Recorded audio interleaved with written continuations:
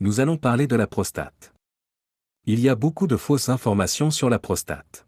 Premièrement, il existe une théorie selon laquelle un excès de testostérone, en particulier le type de testostérone le plus puissant, la DHT, provoque une hypertrophie de la prostate. Si c'était le cas, comment se fait-il que certains médecins utilisent la DHT comme thérapie pour réduire la taille de la prostate? Il n'est pas vrai qu'un excès de testostérone provoque une hypertrophie de la prostate, tout simplement parce qu'avec l'âge, la testostérone diminue.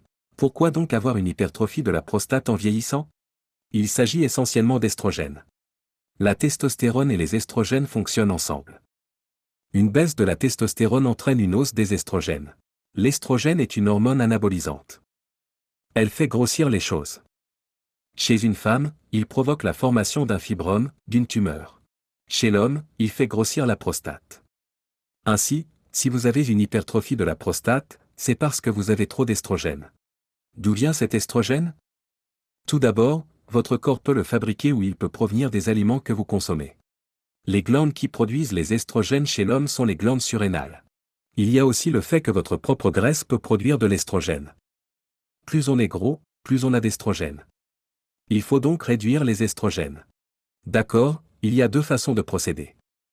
Tout d'abord, évitez les aliments contenant des estrogènes. Il s'agit notamment des viandes sans hormones, de tous les aliments OGM, du soja, du maïs et du sucre de betterave génétiquement modifié que l'on trouve dans les magasins d'alimentation et qui ne sont pas étiquetés. Ils sont très estrogènes car ils sont chargés d'un pesticide qui imite les estrogènes. Ainsi, à moins de manger des aliments biologiques, vous consommez beaucoup d'aliments OGM. Cela va donc augmenter les quantités d'estrogènes. L'estrogène, quant à lui, provoque le cancer. Il provoque le cancer de la prostate, le cancer du col de l'utérus chez les femmes, le cancer du tissu mammaire et le cancer de la thyroïde. Heureusement, il existe des aliments qui détoxifient naturellement les éléments qui se transforment en cancer et les estrogènes eux-mêmes. On les appelle les crucifères. Il s'agit du chou frisé, du brocoli, du chou de Bruxelles, du chou, du radis, de la roquette. Il faut commencer à les manger. Si vous avez du mal à les manger, consommez des légumes ordinaires, et vous pouvez les enrichir avec un concentré ou un supplément de crucifères. Vous pouvez également prendre du varech le matin avec un supplément de crucifères. Le varech réduit également les estrogènes. Il est également très bon pour la thyroïde. C'est bon pour les personnes qui ont les pieds froids. Deuxièmement, il faut réduire l'aromatase. Qu'est-ce que l'aromatase? Il s'agit d'une enzyme fabriquée par l'organisme qui convertit la testostérone restante en estrogène. C'est donc un autre phénomène qui se produit. Notre corps convertit la testostérone en estrogène. C'est fou. Une forte concentration d'estrogène est donc très cancérigène. Elle augmente les facteurs de risque de cancer. Il existe donc même des médicaments qui sont des inhibiteurs de l'aromatase et qui ont pour but de corriger le cancer ou de le tuer. Mais il est préférable d'utiliser des produits naturels qui sont des inhibiteurs de l'aromatase. Et la meilleure que je connaisse est la racine d'ortie. La racine d'ortie est une excellente plante ou racine que vous pouvez obtenir sous forme de comprimé.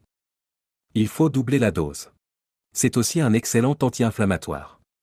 C'est un excellent moyen de prévenir la chute des cheveux. C'est donc une chose formidable pour la prostate. Je considère qu'il est meilleur que certains produits à base de palmier nain que l'on trouve dans certains suppléments. Mais si vous avez la prostate, c'est celui qu'il vous faut, et vous commencerez à remarquer certains des changements positifs. Si vous vous levez pour uriner la nuit, la racine d'ortie devrait également améliorer la correction de l'insuline. L'un des effets secondaires de l'insuline est une miction excessive pendant la nuit. Ainsi, lorsque vous réduisez votre taux de sucre dans le sang, vous urinez moins. Il peut donc s'agir d'une hypertrophie de la prostate ou d'un problème de glycémie. Si vous avez trouvé ce contenu utile, veuillez aimer cette vidéo.